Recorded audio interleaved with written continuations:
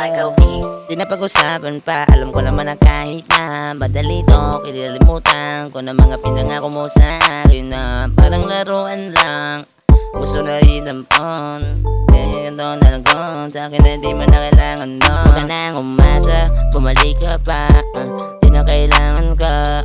Pasensya na kung alam ko naman sa akin nagsawang ka, pero ngayon ay bahala ka kung babalik ka sa akin. Wish lang wag nang pag-usapan, ayoko na rin para sa atin. Kaya ko na mag-isa, di na katulad ng dati. Lagi kitang iniisip, bakit ganito sa ating nangyari. Pero di bale, huwag ka nang mag-alala, di ko na kaya pa, baka sa akin ulit balik ka pa. Wag na